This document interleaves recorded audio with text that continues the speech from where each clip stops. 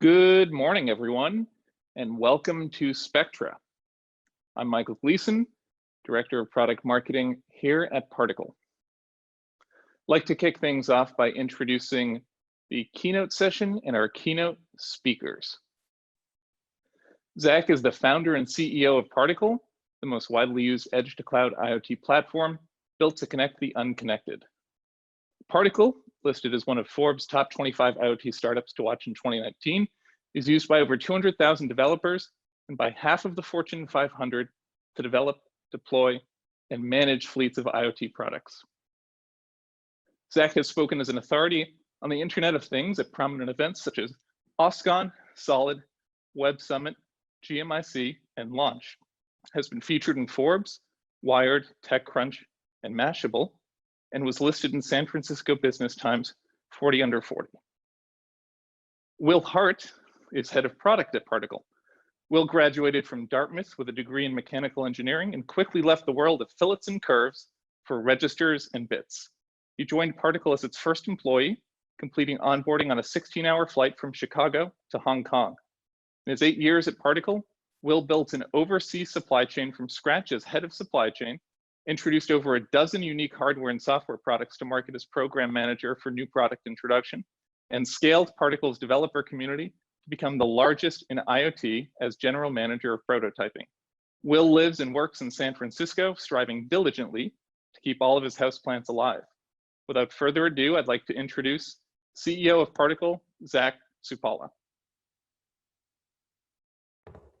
All right. Good morning, everyone. Welcome to Spectra. I'm really pleased to kick off the day today with a keynote presentation. This morning, we're going to be talking through the state of the IoT industry and Particle's role within it, as well as showcasing some new products that we're excited to announce for the first time today. This is our first time running Spectra as a virtual event, as we've needed to make accommodations for the COVID-19, as many companies have. It's a bit of a shame that we can't interact with you in person, but we've worked to replicate the in-person experience online as much as we can. One of the most important ways we're doing that is with Discord. This Zoom presentation represents the main stage of the event, the equivalent of being in the room with all the chairs and the stage. But as we all know, the best part of every conference isn't what's on stage, it's the conversations that happen in the hallways, in between sessions, between attendees and the company. So we're excited to have launched a Discord server for this event, which you can find by visiting discord.particle.io. Please log in and join us for conversation there. We'll be answering questions and chatting with you throughout the day on Discord, and we'll also be leaving the server up as a new way to engage with Particle online going forward. I'll personally be logging on to Discord as soon as I'm done with the keynote presentation here.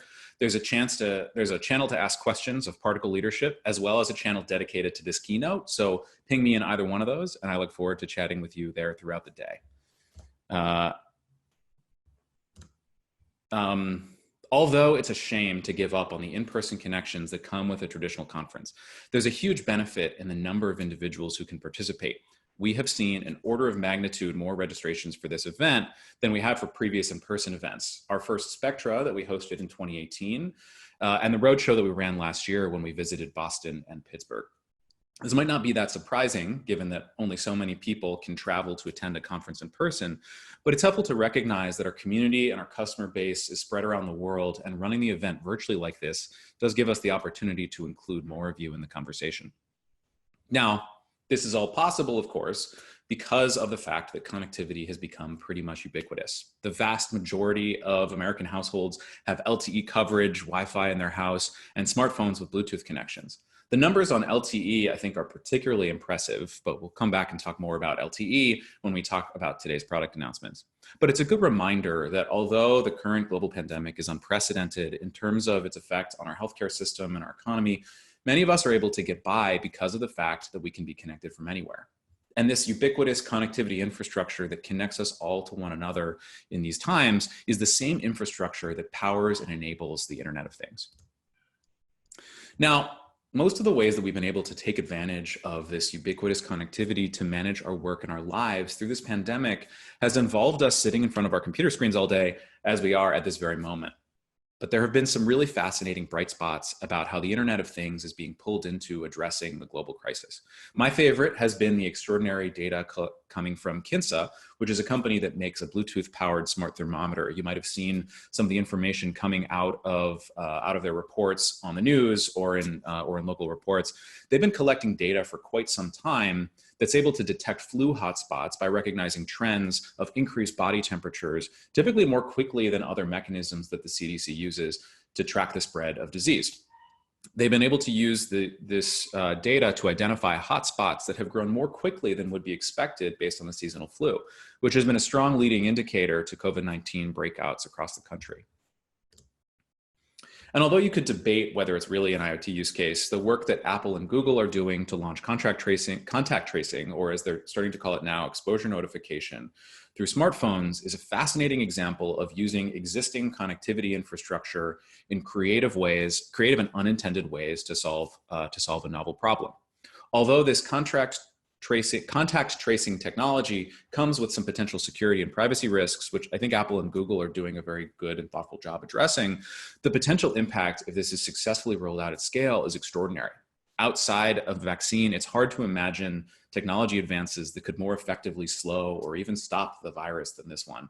And what excites me most about this is that this is not what Bluetooth was intended for. The fact that a technology that was originally launched to power phone accessories might be used to trace the spread of a virus is a great example of the unexpected opportunities that result from ubiquitous connectivity and the ability to push software updates down to devices to activate new capabilities after those devices are out in the field. We've also seen a number of our customers start to be involved in addressing some of the challenges that this pandemic has created. A couple examples of note. Bond Mobility is one of our customers in micromobility. They have an e-bike, has dedicated a sizable portion of their fleet for private use by hospital workers at 7 different hospitals in Switzerland as a safer alternative to public transit. Second, Aura Air has created an air purifier that's been proven to filter out 99% of the influenza virus in the air. And they're currently testing their effectiveness against the COVID-19 virus SARS-CoV-2 in the Central Israel Sheba Medical Center. But while it's exciting to see that some of you have opportunities to directly address the pandemic, I expect most of you are just trying to get by and operate your businesses while you're facing supply chain and other operational challenges and while it's harder to get in front of customers. There's a common saying in the venture capital community about vitamins versus medicine, and that economic downturns separate the two. Now, in this case, I don't mean literally vitamins and medicine, but rather that vitamins are less important on a day-to-day basis than medicine. So when we hit hard times, people continue to buy medicine, but often might stop buying vitamins. So given that, it's worth turning the conversation to talk about what medicine looks like in IoT. What are the use cases and problems that are really worth solving even in challenging times, both in a normal world and as we move through the stages of recovery from this pandemic? So before we get into our product announcements and the news that we're going to be sharing with you today, I want to spend a few minutes talking about the state of the Internet of Things, which is typically how I start these presentations, talking about the state of the industry. But of course, I can't talk about the state of the industry today here in 2020 without talking about the state of the world and what the COVID-19 virus means for our businesses. So let's talk about how IoT and COVID-19 interact and how our industry is likely to change as we accept the permanent changes to our economy and to our society that are likely to result from this pandemic. It's hard to predict from where we stand today how long this virus is going to be constraining the ways in which we live and work. But regardless of your optimism or pessimism, there's a few things that I think are clear. One, the vast majority of us have already spent weeks sheltered at home and will likely continue to do so for weeks or months. And two, after those restrictions are lifted, social distancing will be in place to varying degrees for months, if not years. Those timeframes are long enough that even in the best case scenarios, they're going to leave behind some permanent behavior changes. So let's talk about what those might be. First, it's clear that many of us are developing a new set of habits in terms of how we interact with one another online. And some of those habits are likely to become permanent or semi-permanent for many of us. First, a lot of companies have been forced to digitize and operate their companies in a more online and virtual way. If there was any hesitation to adopt remote work, those hesitations went out the window now that conference rooms and whiteboards have been replaced by Zoom and Slack. It takes work to set up the infrastructure to manage a distributed team. But once that work has been done, the infrastructure exists and it's easier to manage a remote and distributed workforce forever. Next, any legacy software that requires employees being on site to use it just got trashed. SaaS has already become the norm, and for any companies that were behind the curve in moving to the cloud and adopting software as a service, this pandemic has been a forcing mechanism to complete the transition to the cloud. And finally, businesses that have had to quickly scramble to modify their work practices were forced into a period of rapid and massive change.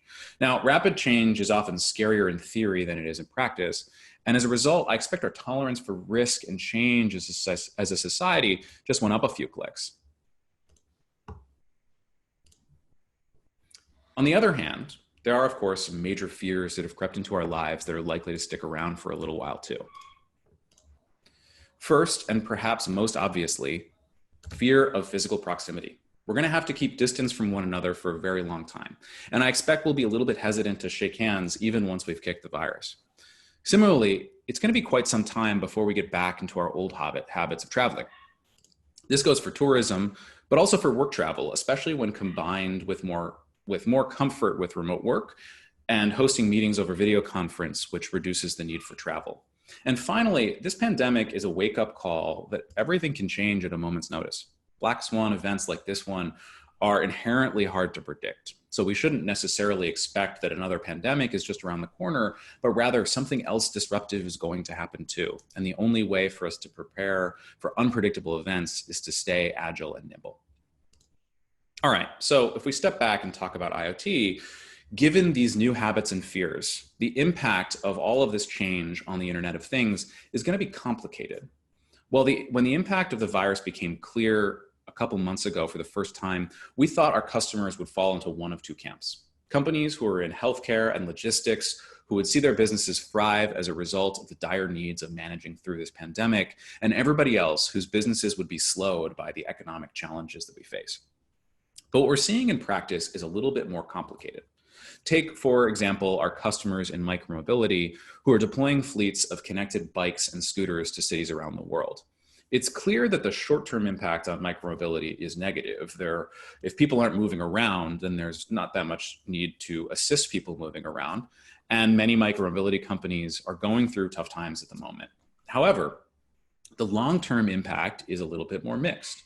Shared vehicles create an opportunity for the virus to spread since multiple people are using the same piece of equipment. However, they're a potential lifesaver if you compare them to their primary alternative, which is public transportation.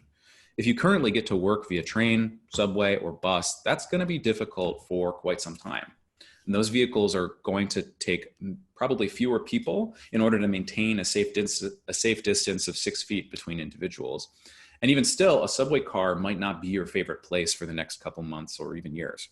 Taking a scooter or a bike would be a much safer alternative. Sure, you might want to wipe down the handlebars, but what you're left with is an easy way to get around that doesn't put you in such close proximity to others. Now, you can imagine that if people end up using scooters and bikes more frequently over the next couple months or years due to their fear of proximity on public transportation, when that fear eventually disappears, the habit remains. You've downloaded the apps on your phone, you've gotten used to checking where the nearest bike or scooter is, and those behaviors become the permanent artifacts that are left behind from the pandemic. When we think through the net result of these impacts on the Internet of Things, the obvious conclusion is that our industry is only going to become more relevant after we work our way through this pandemic.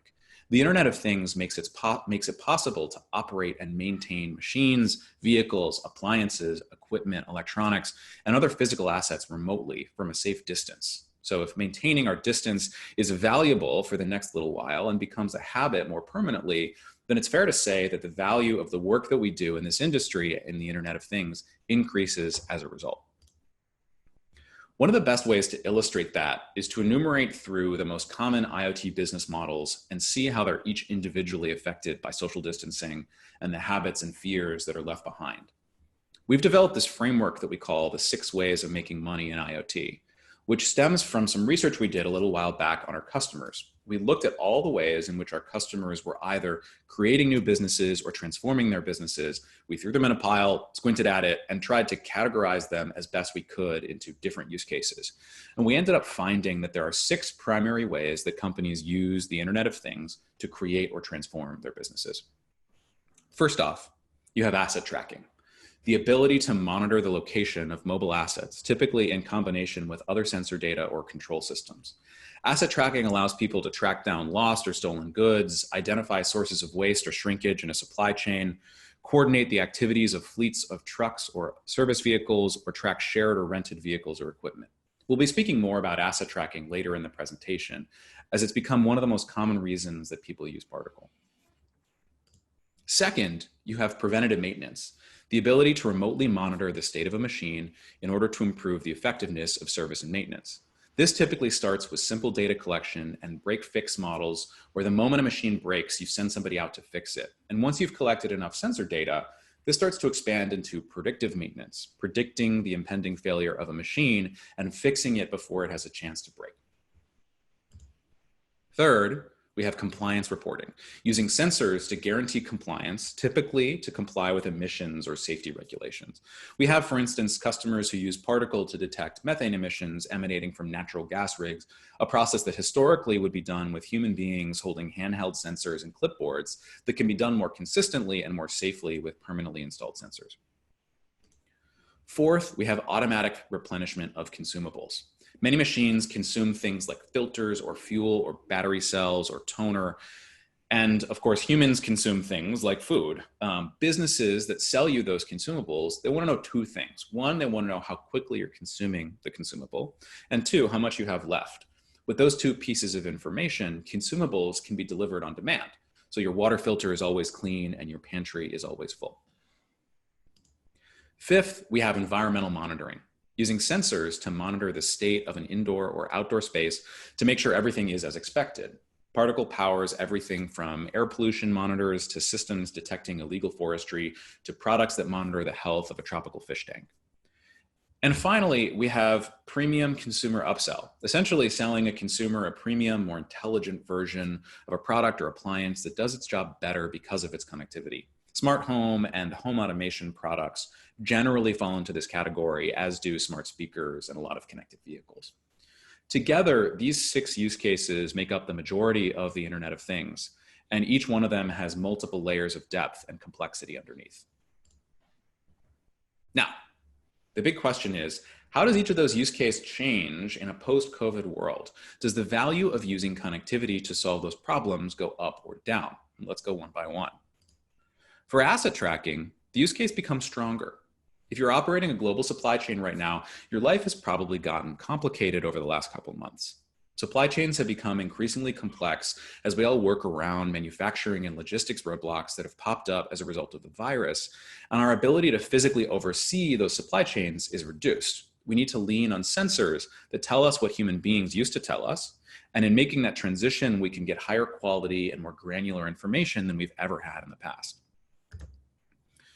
For preventative maintenance, the value of information we collect off of a machine is directly correlated with the cost of servicing that machine. The more costly or risky a truck roll is, the more valuable the work that we do to monitor that system remotely is. Getting a technician out to check on a machine is going to be more challenging for the foreseeable future. And as a result, a lot of important but not critical service and maintenance is going to be avoided. Collecting better data from machines will better inform how and when scarce technician resources should be applied, so preventative maintenance becomes stronger. In terms of compliance reporting, any companies operating in and around healthcare are going to see a strengthening in their business for the foreseeable future. More regulatory scrutiny is going to be applied to the healthcare system as a result of the pandemic to ensure that we're better prepared for the next outbreak. But outside of healthcare, for better or for worse, regulatory scrutiny is likely to be reduced. Many of the regulations that our customers are helping people comply with are environmental regulations, which has already been getting more lax over the last couple of years, at least in the US. Unfortunately, it may be the case that environmental issues aren't going to get as much attention while we work through our healthcare challenges. Sometimes important work gets ignored when there's urgent work.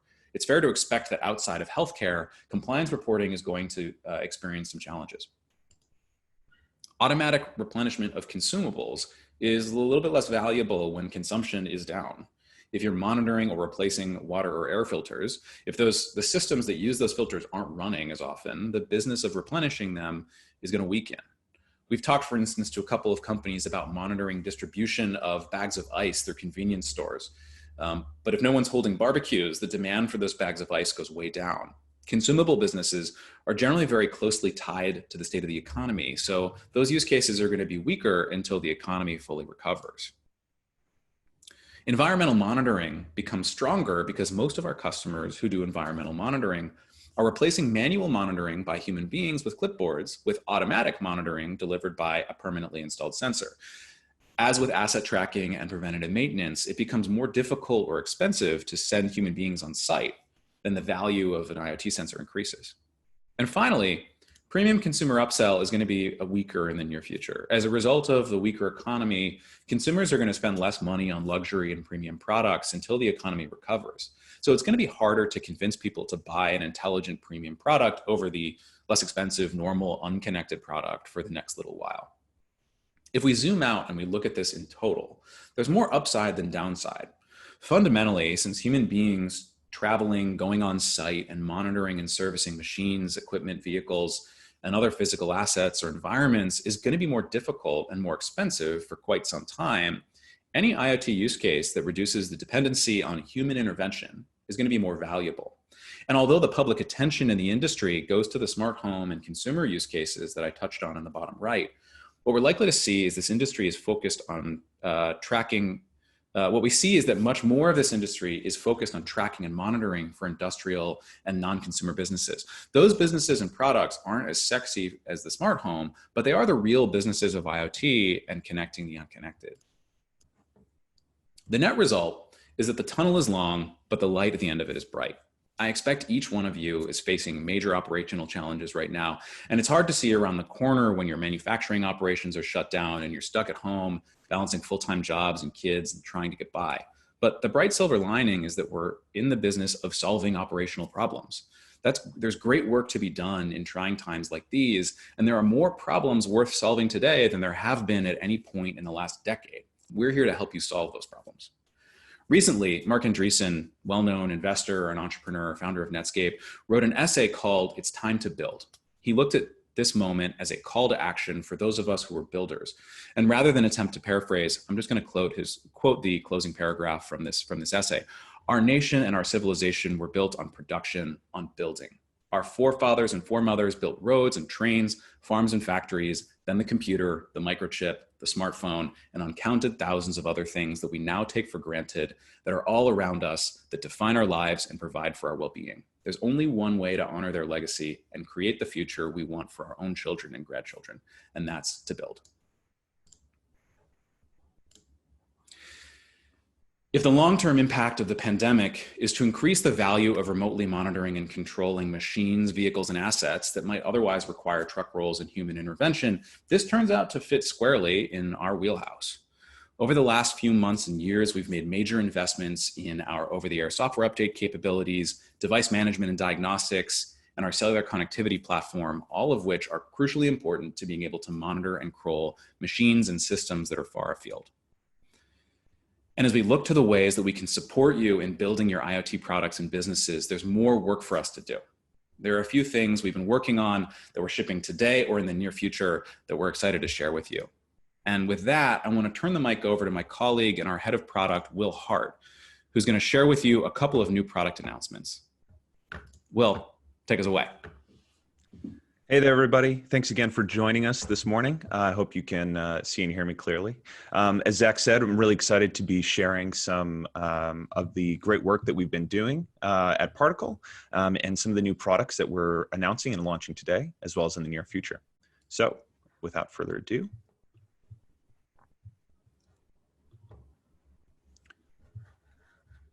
there's four primary things we're going to talk about today, and that is international LTE, improvements to our over-the-air firmware updates features, improvements to our device OS, and something totally new that we're really excited to share that we'll spend a good chunk of today's keynote digging into with you. The first thing we're going to talk about today is international LTE. So around the world, carriers are sunsetting existing 2G and 3G networks to reallocate bandwidth for a whole new class of 4G and 5G connections. And although LTE has been around for a long time in the world of smartphones, in IoT, LTE is relatively new. So what you're looking at here is a graphic that describes the 2G, 3G sunset timelines for major operators in various regions around the world. And what you can see generally as a trend is that as you get further towards the right, 2022, 2023, many of those networks are going to be sunset. And this is happening the fastest at the top of that graphic in the US, where 2G, 3G networks will be generally sunset by the end of 2021. But you can see, looking at this graphic, that this is a pattern that's happening around the world, in Europe as well. And you see that generally as you see more red towards the right. And what this means for IoT is that a lot of the 2G, 3G infrastructure that for the last decade plus has been powering IoT products is starting to go away. And many of the global roaming relationships that have supported many IoT applications for many years are being fractured and need to be replaced by comparable LTE-ready technologies. And so really in 2020, IoT product creators, given this transition, should be looking at LTE, should be looking at deploying LTE-ready hardware so to limit the impact of these shutdowns and also to ensure that their fleets are ready for the next decade of connectivity. So as we look to the state of LTE deployments around the world, what do we find? So this is a map from the GSMA that represents the availability of next generation LTE technologies that you may be familiar with, LTE M1 and LTE NB1. Both of these are similar protocols that are derived from LTE from our smartphone, but that are specifically optimized for IoT devices.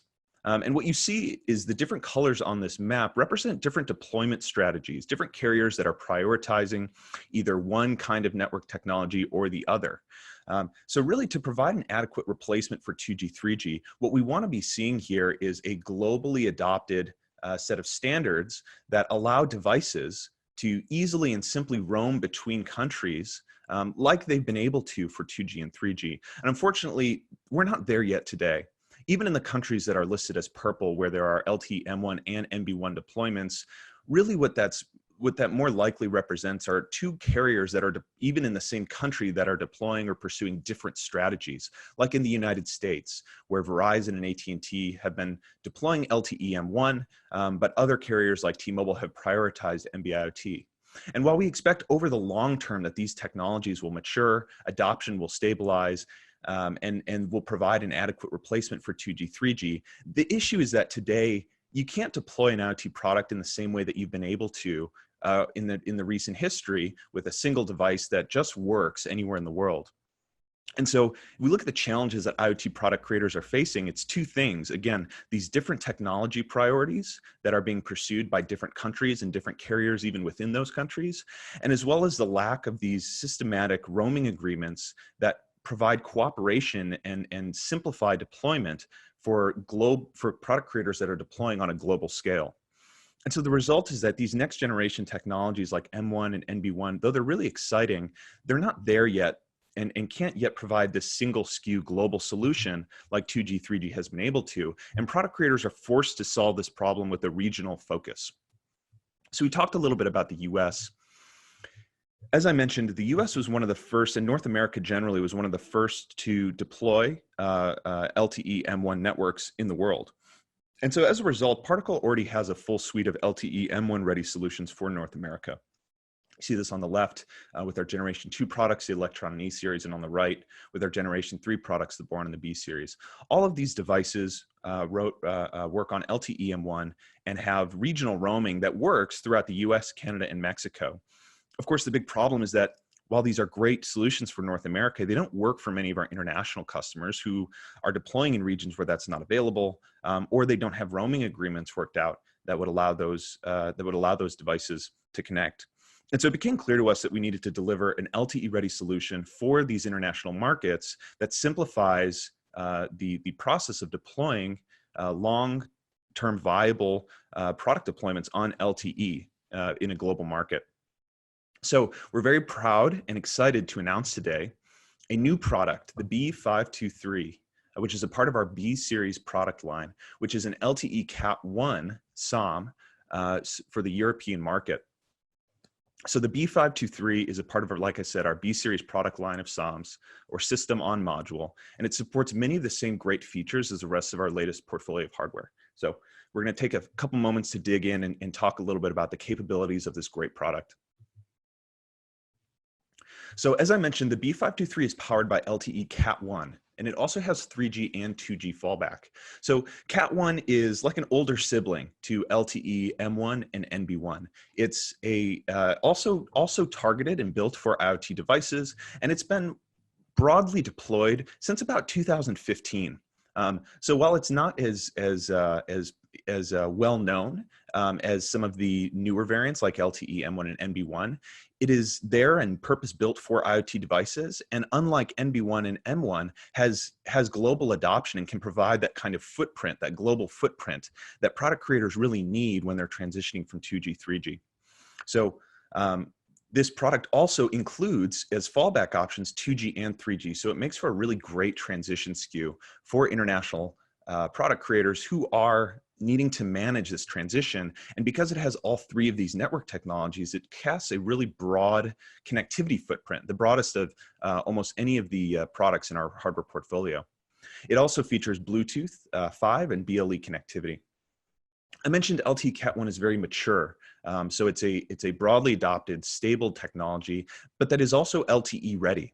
So it's going to be in place, has no active sunset period, 10 plus years, and is not expected to be replaced by 5G. So this is a great solution for customers who need to be deploying products that are going to last and endure over the next 10 years of technological change in the cellular industry. It also has some great benefits, even over 2G and 3G, in terms of power. So it has about half the transmit power consumption as 3G. So again, if you're on 3G today, you're going to see even incremental power improvements by moving to LTE Cat 1 as well.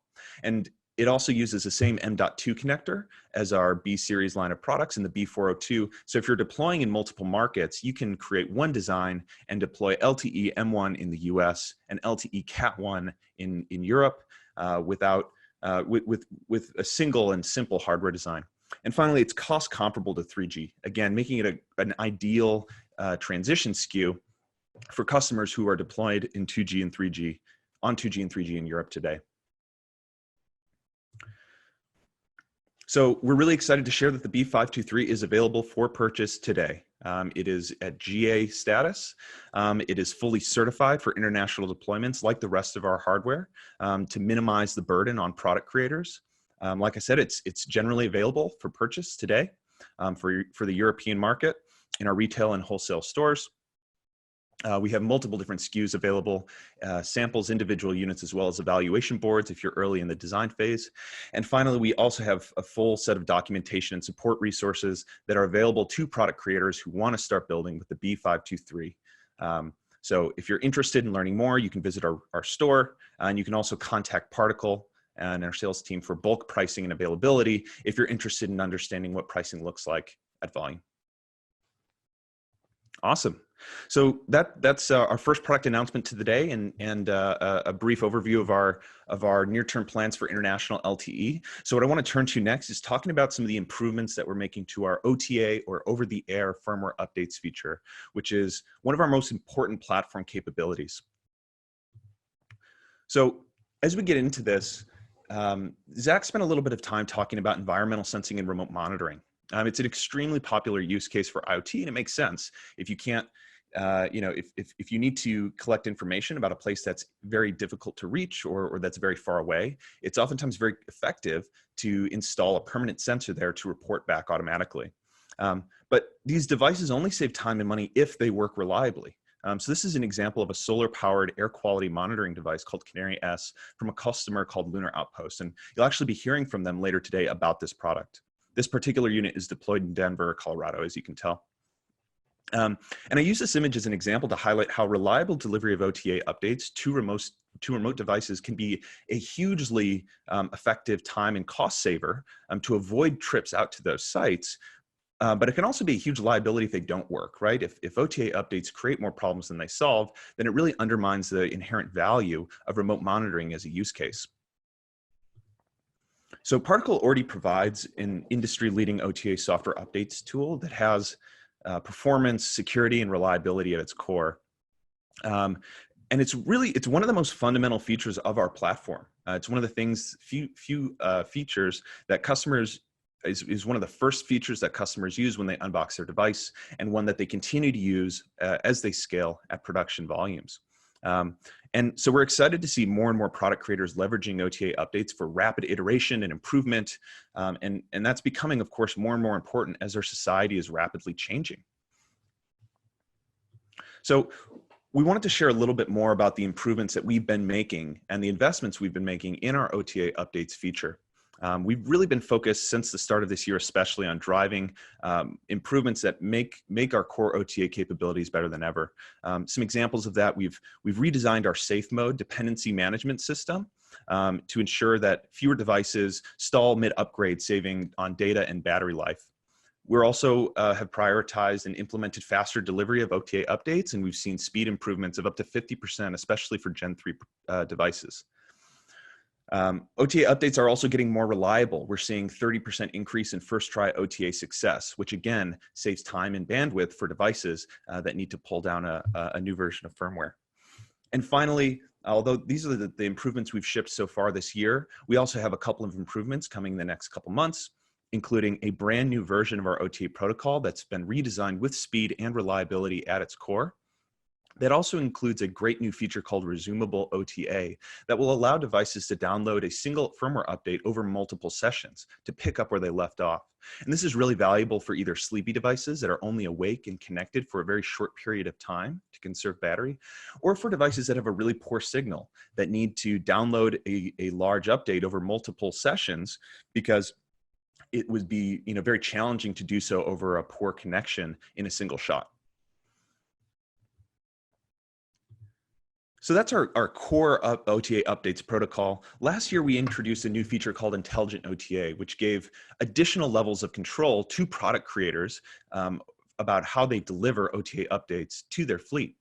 So Intelligent OTA gives product creators faster uptake of OTA updates and also more control over when and how and to what devices that they're delivered. So first of all, faster fleet-wide uptake. It's important when delivering updates that devices are ready and prepared to accept an update so that things don't go wrong. So with Intelligent OTA, we're using a greater set of tools and triggers to understand when devices are ready to accept an update, which allows us to do so much more quickly. So you can see that in an Intelligent OTA update, generally we see fleet uptake in less than an hour, whereas with a standard OTA, that update is delivered as devices reconnect and come online and safely negotiate that delivery of that update, which can take days to complete. And so this speed improvement is really important for customers who are delivering urgent updates to their fleet. It also makes those updates more predictable and easier to track over time. And finally, Intelligent OTA also provides a set of features to control device availability that allows an individual to device in firmware to set its readiness to accept an OTA update. So using this example, if someone were, say, riding a scooter, that would be a bad time to deliver an update while it's performing that critical task. So product creators have the ability in firmware to flag, hey, I'm not available to receive that update right now, so that when it's in a more convenient time, that the firmware and the device can flag its availability to receive an update, and that update can be safely delivered. So Intelligent OTA, we've released, like I said, in beta last year, and we've been iterating and improving this set of functionality to make it as useful and as effective for product creators as we can. And we're really excited today to announce that Intelligent OTA, which is built on and benefits from all the improvements to our core OTA protocol, is now available and generally available for all Particle Enterprise customers. As of this morning, it's a new option that's available if you're releasing a fleet-wide update. Like I said, we've been testing this out with a lot of our customers as a part of a beta program. And Nathan Weckworth, who's a firmware engineer at one of our customers, Alert Labs, had this to say: Intelligent OTAs added levels of control have made firmware updates a much more predictable exercise and a critical time saver for managing our growing device fleet. So we've seen really positive responses to this feature and to the benefit that this set of tools provide. And it's really the first in an ongoing set of improvements that will continue investing in OTA as one of the most important parts of our platform. So if you're interested in learning more, we've got documentation available, and you can also contact us to learn more about intelligent OTA and our enterprise customer tier. Okay, so third, we want to talk a little bit about DeviceOS to share some of the improvements we're making on the embedded side of our platform. In the last year, Particle has added a bunch of new features and functionality to DeviceOS. Some of those things include new local communication tools like Bluetooth and NFC. It includes new APIs for better controlling the behavior and function of your embedded system, like an improved power management interface and sleep modes to control both the device and the onboard radios. Finally, we delivered also improvements for communicating and controlling interactions with the Particle Cloud. That includes the intelligent OTA controls that I just spoke about, and improved device vitals that give product creators remote visibility into the function of their IoT system. And while all of these are really exciting features, it's actually not what we want to talk about today.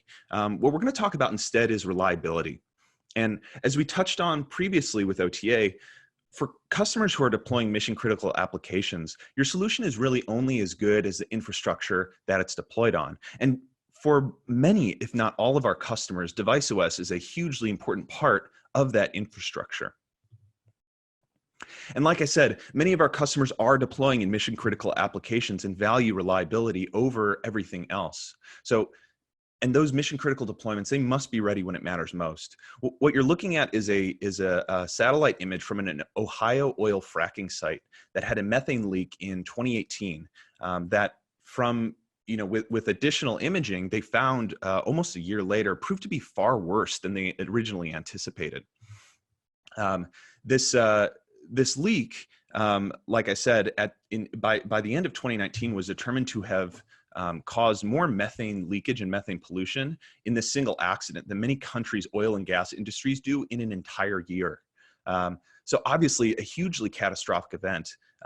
And this is top of mind because, of course, Zach mentioned earlier, we have customers that are pursuing air quality monitoring and even specifically methane gas leak detection for sites like this one around the world.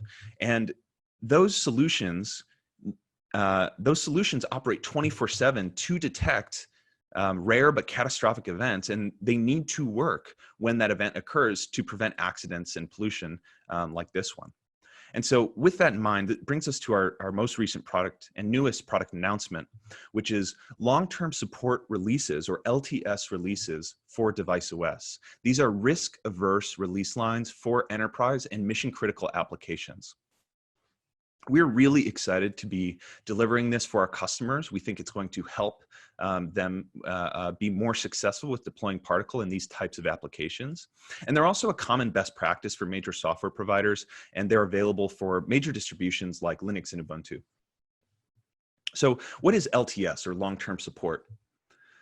LTS releases are risk-averse release lines that have extended support windows for extended maintenance and security fixes. So they're independent branches of our DeviceOS that are, think of them as feature frozen in time. They don't receive new updates that have the coolest new features, API changes, or improvements that would change or modify the standard behavior of our devices. But what they do get is a much higher degree of testing and scrutiny than our standard releases. And like I said, they're feature frozen in time, meaning they provide a stable and consistent base for product creators who are building applications. And more importantly, they're also supported by an extended support window that allows us to address and backport critical bugs, regressions, and vulnerabilities from our master release line as we continue to diagnose and resolve them. And so that means that on these LTS lines, you get the benefit of all these stability improvements that we're making in our ongoing development. And you have, again, you see those benefits translated into a stable, solid release line that is, again, has a higher degree of scrutiny for testing and reliability. So we're going to be releasing these new LTS releases approximately once per year, but supporting them for a 2-year support window. And we'll talk a little bit about what that looks like. So these new LTS releases, we recommend them, frankly, for any particle customer, but they're going to be especially attractive to customers who are risk averse, who value reliability over the latest and greatest features, who are enterprise customers who want the best, highest quality support that Particle has to provide. Customers who want to update DeviceOS only when there are focused improvements to reliability and security and don't want to do retesting to see if any other behavior for their system or application has changed. And customers who want a consistent foundation for rapid iteration of their firmware application. So with that, how is this going to impact our roadmap? Let's talk a little bit about it here. So in the bottom row, you can see our DeviceOS 1.0 standard release line. And so 1.5.0 is out on production for folks to use today. And soon we'll be releasing a 1.5.1 release, which will be the last of our DeviceOS 1.0 release line. So next month, in the month of May, we're going to be officially creating our first DeviceOS LTS branch, long-term support branch. So you see that in the DeviceOS 2.0 line, which will be our first LTS release of DeviceOS. So we're aiming to deliver an alpha in the month of May, a beta in the month of June, and to have a GA-ready version of our LTS software by August for general use by our customers. So what you see there is an extended period of testing and reliability assurance where we're not going to be adding or changing features, but really focusing on making sure that this is the best, most stable and reliable release of DeviceOS that we've ever had. From there, you see a 2-year support window indicated in green and yellow, which is broken up into 2 phases. The first is active support for the first year, where generally you can assume that we're going to be backporting all of the high severity bugs, security vulnerabilities, and issues during that 1-year period. And we'll be making those releases on at least a quarterly basis with ad hoc releases for more urgent issues. And then finally, it's the second year period is an ESM or extended security maintenance support period, where we'll be focusing mostly on those emergency or highest priority security fixes that will be backported. And before we ever transition an active LTS into ESM mode, we'll have a new DeviceOS LTS release, which you can see indicated illustratively at the top as DeviceOS 4.0. So additionally, at the same time here in May, we're going to be releasing a continuing ongoing feature development in our 3.0 standard DeviceOS line.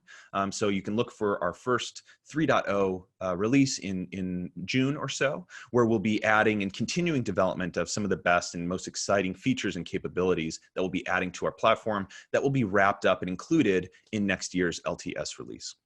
So I know this has been a lot of information. If you want to learn more about LTS releases, you can visit our website. We've got a short link below, part.cl/LTS, which will provide more information about our LTS policies, how we think about LTS development, why we're investing in LTS, and how to take advantage of these new DeviceOS releases as a part of your product. Great. So that's it for DeviceOS. So finally, last but certainly not least, we want to share something totally new that we are very, very excited to talk with you about.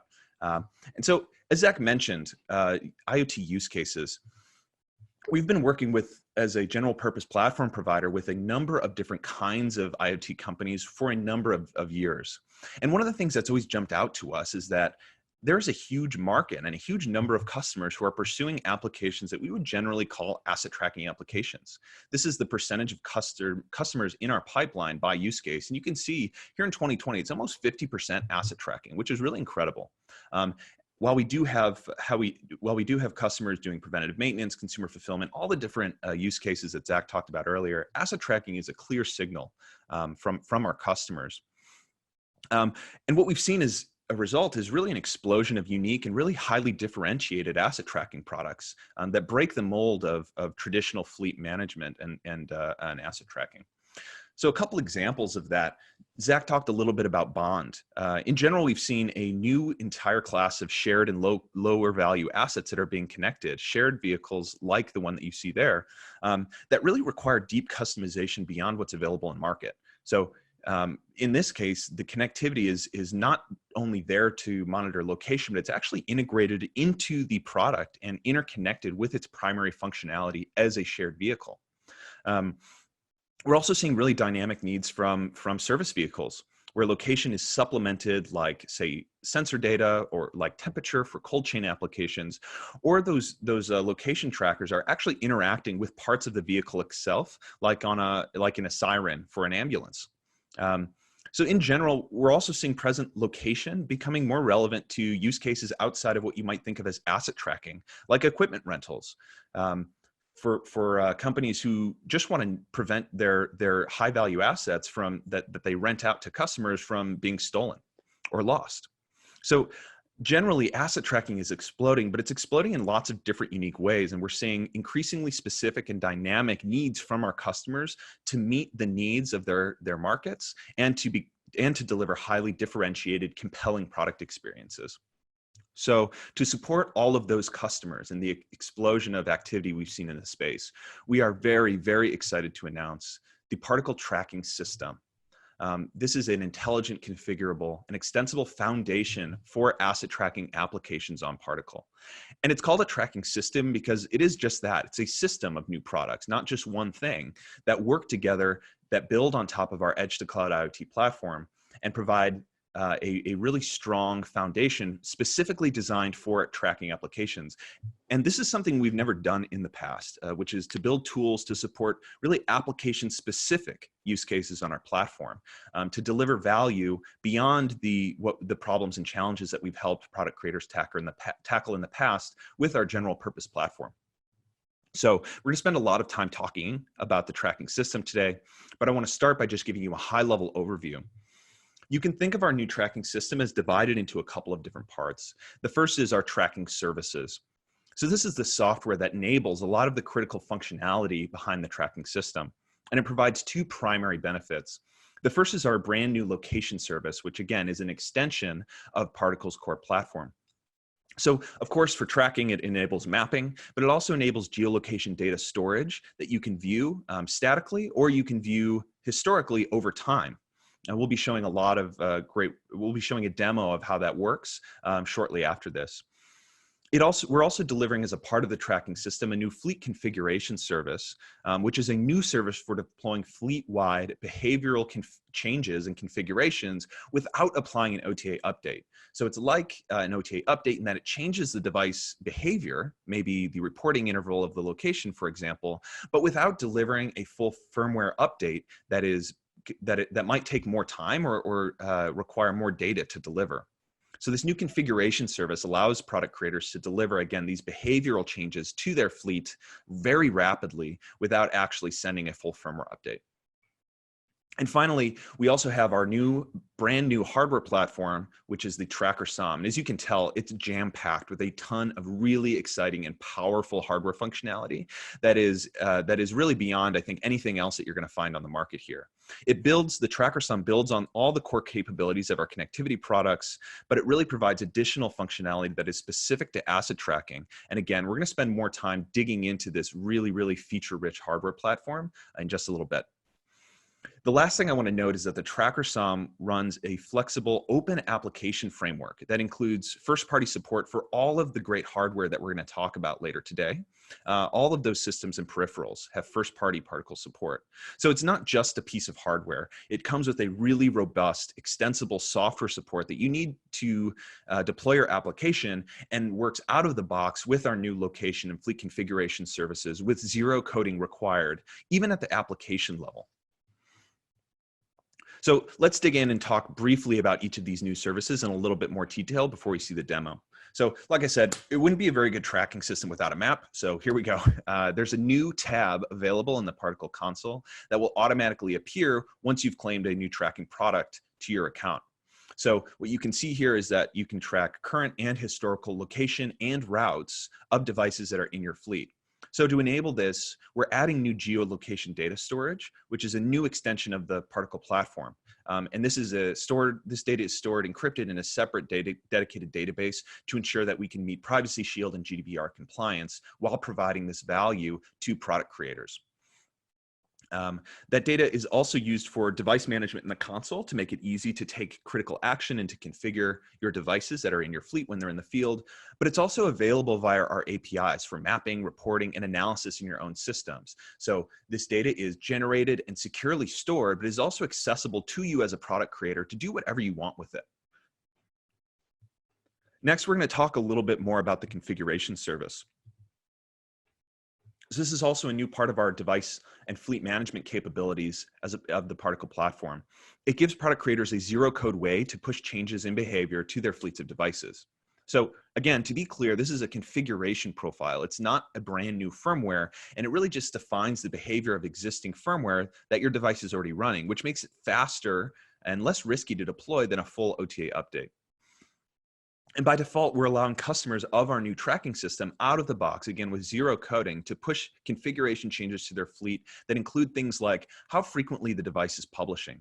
And this could be defined as across a certain time interval. It could be defined to publish when you're a certain distance from a starting point or a radius. It can also be defined to publish as a result of an IMU, or inertial measurement unit, which is basically an accelerometer and gyro that's on board. So you can do things like publish location when a device starts moving, or publish location when there's a crash, or alert when there's a interesting IMU event. You can also define sleep modes. This can be delivered as an interval, or you can configure your fleet to sleep when it gets to a particular battery level. And again, we also have these event-driven actions based on the IMU that include crash detection and anti-theft that allow product creators to be notified when there are significant events that are happening with their device. So this configuration service can target individual devices as well as full fleets. And like I said, we're going to dig in to the great capabilities of this brand new service that is a part of the particle tracking system in just a second. So finally, before we get to the demo, I want to talk briefly about the Tracker SOM. The Tracker SOM is a lot like some of our connectivity products in some ways. It includes an MCU, like all of our other products, that has first-party support, as I mentioned, for all of that onboard hardware and peripherals. And it also provides connectivity like you expect from Particle SOMs. So we have LTE M1 and Cat1 connectivity options that are available, and they're built on our Gen 3 product line, which means that Bluetooth and NFC is included by default. Finally, though, it adds location. So we have GPS support with really advanced features like dead reckoning, which gives a way to estimate device location when there's not a clear view or connection with the satellite. And also even Wi-Fi geolocation that's available for urban canyons, which is especially useful to applications like vehicle sharing, where you can still get a precise location even if your device can't get an accurate GPS fix. And obviously that's not all that's on board here. There's a ton of amazing peripherals and advanced features that are there to support extensibility and vehicle integration. And so at this point, what I want to do is introduce two other members of the Particle team, Calvin Jepson, who's our Senior Manager of Solutions Architecture, and Ian Archbell, who's a Group Product Manager and also the Product Manager for Particle's tracking system, to give a demonstration of the new tracking system and to share a bunch more exciting details about the hardware and software that we're delivering today, or that we're announcing today, rather.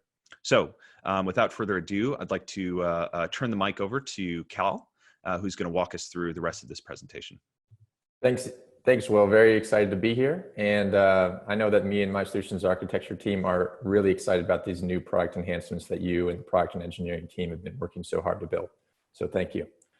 So as Will mentioned, I'm going to give you first ever demonstration of the particle asset tracking services made up of the location services and the configuration services. So without further ado, let's jump into it.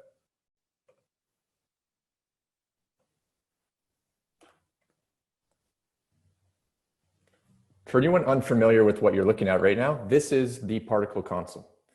It was built to be the command center for your fleet of IoT devices. There's a lot of functionality in here that I won't be reviewing today, but suffice it to say the Particle asset tracking SOM and asset tracking products all inherit that functionality. And what I'm alluding to is fleet health, the ability to push firmware over the air, integrations, etc. But let's focus on the asset tracking services. So jumping over to the map. For the June release, as Will mentioned, we will be enabling 3 different location lookup modes: last known location, historical location, and live location.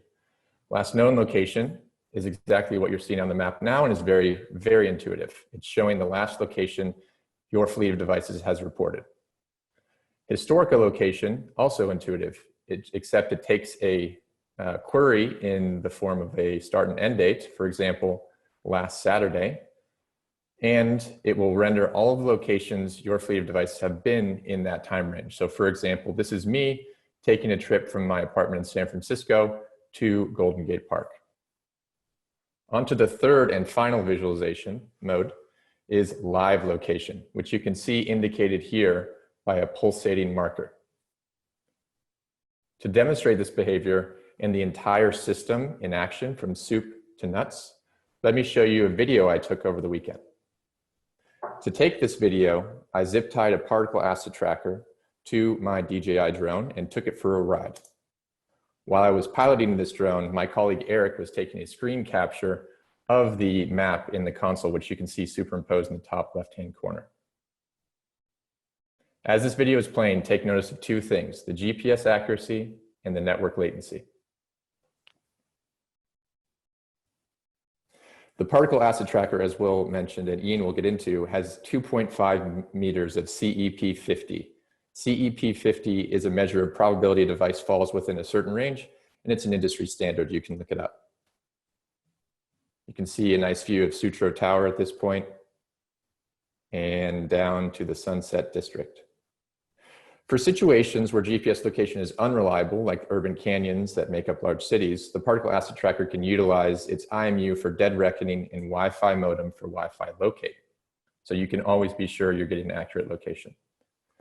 When discussing latency, it's important to note the technologies that we're using under the hood, namely a dedicated and encrypted MongoDB server on the back end, and we're using Mapbox on the front end because of its ability to render large data sets with low visual latency and immense customizability.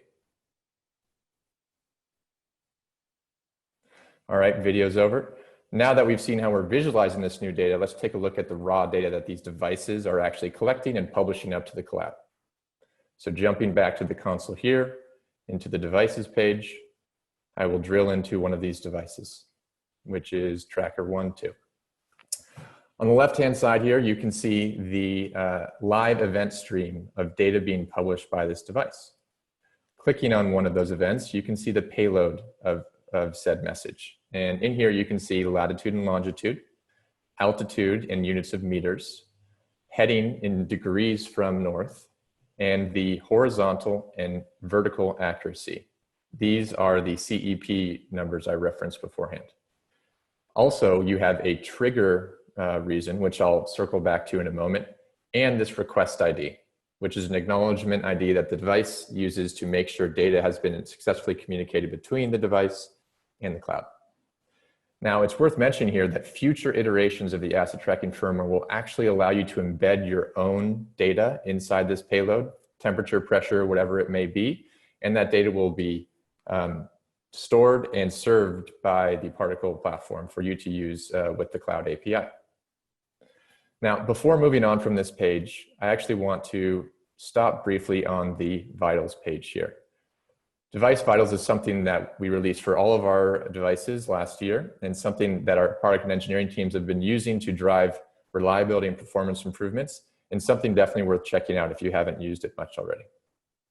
Okay, circling back to the trigger logic I alluded to earlier. This brings up the question, what logic determines when a device will report its location? Is it time-based? Is it distance-based? Is it motion-based? The answer to this question brings us to a new service that Particle is debuting in June, called the configuration service that Will mentioned. This service, as he said, provides instantaneous control over the behavior of the publish mechanisms inside the asset tracker. The initial ways you could control this are based on distance. For example, if you change this radius trigger right here to 20, that means whenever your device moves 20 meters away from the last time it published, it will publish a new location.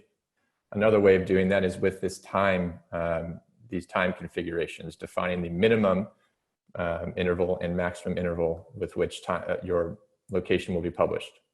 In addition, we also have the ability to define specific movement sensitivities. So low movement sensitivity would mean Disabled mean I wouldn't publish whenever the IMU is measuring movement. Low sensitivity mean it would take a lot of movement for me to publish a new event, but then medium and high also. To demonstrate a little bit more graphically how these work, let me show you some flights I took over the weekend with my drone with 3 different configuration profiles. So in here, you can see 3 different laps I took with the asset tracker tied to the drone with 3 different profiles. The first profile, the time profile, essentially publishing every 3 seconds, regardless of what's going on and where it's moving. And you can see that based on when the drone was going slower, the distance between these 2 points is a little bit closer than when the drone was going faster in a straight line. Over here, the motion profile, very interestingly and expectedly, is publishing a lot when it's going around these turns, essentially when there's a lot of acceleration occurring for the asset tracker. And then the distance profile, similarly, you're disabling any sort of time-based publish or motion-based publish, but you actually have a publish every time your device has moved 25 meters from the last time it published. Now, it's key to mention that in between each of these different runs, I didn't have to flash firmware. I didn't have to take the device down. All I did was go down, change these parameters here, and hit save. And while this is only a single device, if I had hundreds of devices in my fleet, it would push all of those updates to all devices with a simple click of the button. Now, it's important also to note that while we're only limiting the configurations to these, call it 10 different parameters, in future releases of Device OS and the Particle platform, you will be able to configure and build your own configurations that you can use for whatever logic you're using on your device fleets. So with that, this concludes my demonstration of the software that we're shipping in June. Stay tuned in the coming months for some cool features, as I mentioned, being able to embed your own user data into the published payload, as well as dynamic configurations. But Ian Archibald will give you a lot more information on how that actually works and a few things that I haven't actually mentioned yet. So Ian, over to you. Hey, thanks, Cal. It was great to see the demo, and it was perhaps even better to see the Bay Area sunshine for those that are stuck inside. So yeah, in this session of the keynote, I'm going to talk about 3 things. The tracker services in a little bit more detail. We're going to do a virtual teardown of the tracker SOM.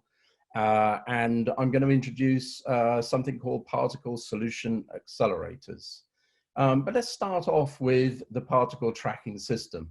So the particle tracking system, we've seen the hardware and we've talked a little bit about those services. And some of this I think you'd expect from Particle, some of it you wouldn't. If we look on the right-hand side here on the device cloud, we've got the new location service and database. We've got the configuration service. And these all work in the way you'd really expect from the Particle API. On the other side, though, we've got 2 key pieces. First, we've got the Tracker Edge firmware, which is a open reference architecture. So it is an application that we're providing that's extensible by the user that supports all of the devices that are part of the tracker SOM. So the GNSS, the CAN bus, IMU, watchdog timer, etc. And we'll go into some of that in a few minutes. But also, we've made some key changes to Device OS. So for example, we have support directly for real-time clock. We've got the new cellular modem support, and we've got things like Wi-Fi locate, and more to come. So we'll get into that. I've got a slide on Device OS just a little bit later. So let's go on to the next slide, which lists a set of the services that we're going to be providing. So you've got the Particle console, able to look to see the last known locations and historical routes. You've got the location service, which is providing the capability to store the data and retrieve it. And as Cal said, store the data and retrieve it with that location data. Now, do notice here is that we've got a June release, which will be a GA release, GA quality release, And we've also got a fall release coming up. And in September, we'll have sort of a complete set of services, but there is plenty there immediately in June. And as you can see, there's probably even more work on the configuration side than there is the location services. So device, fleet-wide, and eventually group-wide ability to be able to set these configurations, but also alerting. So a way to hook into those alerts to provide geofencing and sensor-based alerts. And those sensors might be devices that are part of our tracker SOM or your own additional sensors. Now, Device OS has got some significant enhancements to support the tracking services and the tracker SOM.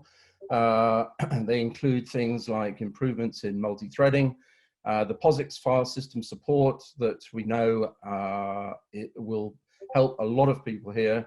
There is in fact an 8 megabyte flash on the tracker SOM, of which around 6 megabytes will be available for user data.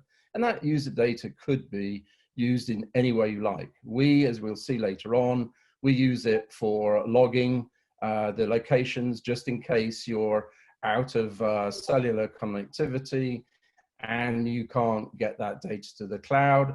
We can send those publishers when we've reconnected. The RTC support is also something I would highlight here in that it gives you the ability to wake on interval. That is something that we have not been able to do to date in hardware on Gen 3 devices. We've had to use software to do that. So again, that's also very useful. And we'll talk a little bit more about Wi-Fi scan when we look at the hardware. Now, the tracker SOM, you've already seen it. It's quite small. This is just over 1 inch by 3.5 inches. We've got the tracker SOM and we've got an evaluation kit. Both of those are going to be available in June. And this is the tracker SOM itself. And let's kind of begin the tear down a little bit so you can see what's on board, because it's a very, very intelligent and configurable, flexible device. Here, fundamentally, you've got on the right-hand side of this board is that you've got what the equivalent of a boron. But over and above the boron, we've got the 8 megabytes SPI flash, and we've got the real-time clock, and this is an external hardware watchdog timer. This is configured so that it's possible to reset the whole device should that be necessary. And that's the advantage of an external watchdog timer rather than the internal watchdog timer. We've also got a 16-bit SPI I/O expander, and that provides the ability to free up GPIO, because if we didn't do that with the amount of devices on here, there wouldn't be much left for the user. The cellular modem, as Will indicated, we're utilizing LTE Cat M1 for North America, and we're using LTE Cat 1 for all the reasons that he explained. In Europe, we've got an embedded SIM on there, and we've also got the u-blox Neo M8U GNSS, and that has got onboard dead reckoning. What that means is that Cal talked about the 2.5 meter CEP. With the dead reckoning turned on, it actually reduces that to about 1.8 meters. So it's a pretty accurate device. And in addition to this, we have an IMU, which is the accelerometer and gyro, which we're using a Bosch device. And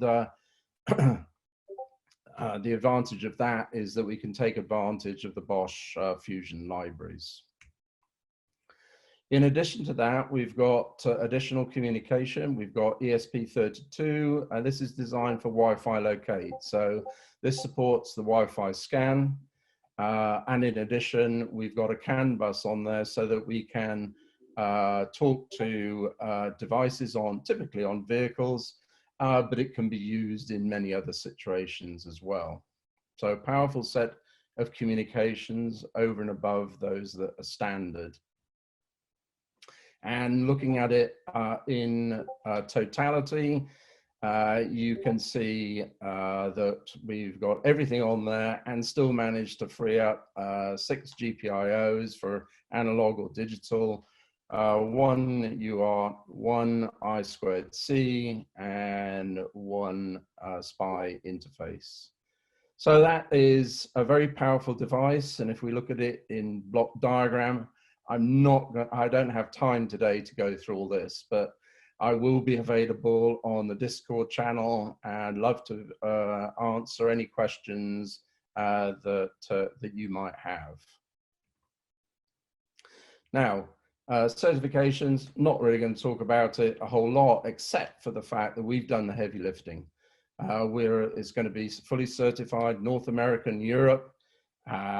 It means that you don't have to do it. You can leverage the certification that we've done on your behalf. So let me lastly introduce Particles Solutions Accelerator. These are a set of services available from our studios organization, which provide the ability at low cost to be able to add, for example, a cold chain temperature sensor, or help you integrate the tracker SOM into your smart light vehicle, or be able to do something to integrate the tracker SOM into a shipping or logistics application. And in fact, Visual Studios is available to do full-scale customization and build a complete smart device for you. So you can go small with a sensor add-on, or go through configuration to full customization. So timing. We're announcing today, we will have a limited number of early access devices in late May. We will have a full GA of the tracking system in late June, and we have one more thing. And so with that one more thing, I'm going to hand back to Zach, and he's going to take you through that.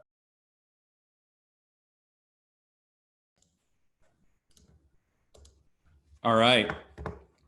Thank you very much, Ian and Cal and Will, for talking through the product roadmap, showing a little bit of demo of what we're doing on the tracking system side, and going in detail through the software and the hardware that we're going to be shipping to customers soon.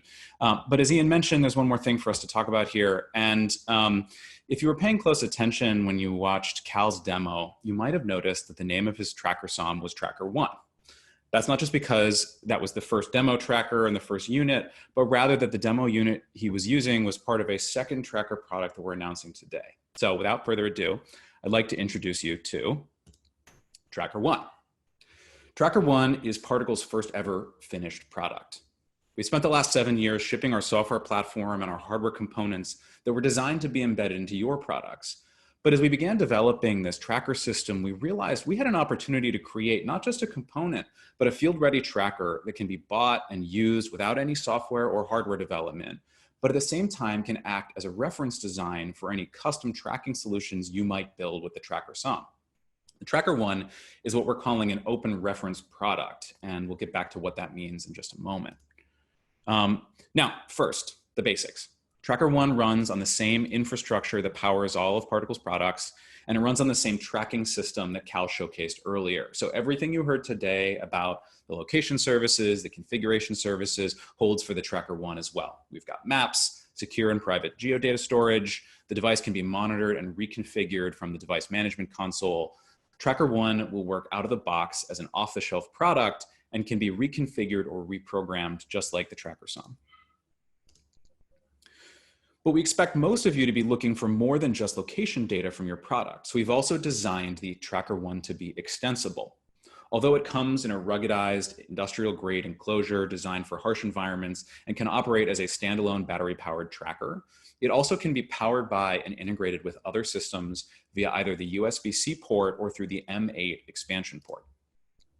The industrial grade M8 connector allows you to connect the Tracker One with vehicle systems or to external sensors that can be attached to that port.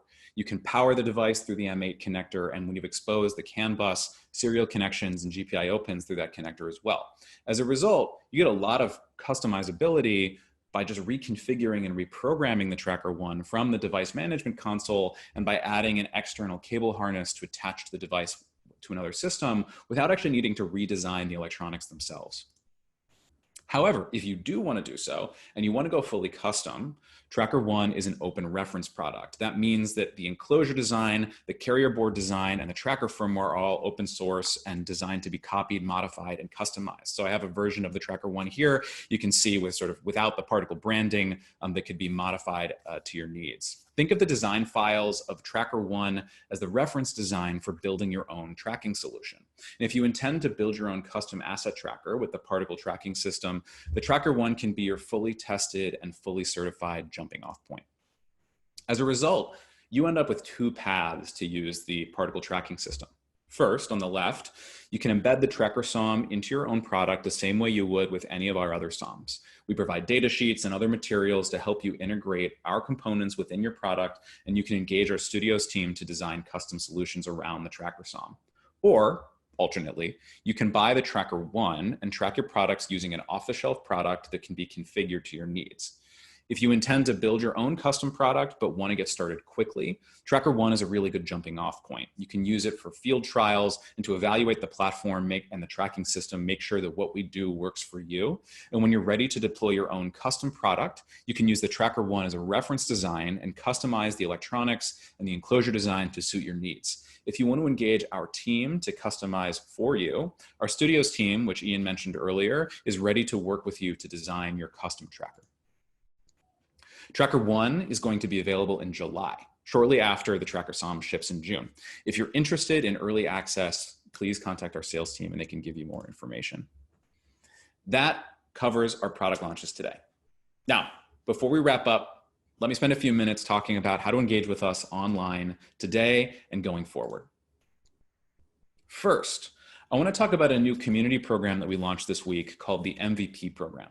The MVP program consists of a number of individuals who have become experts in working with Particle to bring products to market and who work closely with the Particle team. These are individuals who you might have engaged with in our forums or at in-person events around the country and around the world. It's great to have folks in the community who are so supportive and helpful, and I'm sure many of you who have gotten support from one of these individuals feel the same way. The MVPs are going to be hanging around the Discord server along with the Particle team. If you're interested in becoming an MVP yourself, contact a member of our team, and most specifically, Brandon Satchram, who's running the program. You can learn more on our website. With that, thank you for spending your morning with me, Will, Cal, and Ian, and I'd like to hand the mic back to our MC, Michael.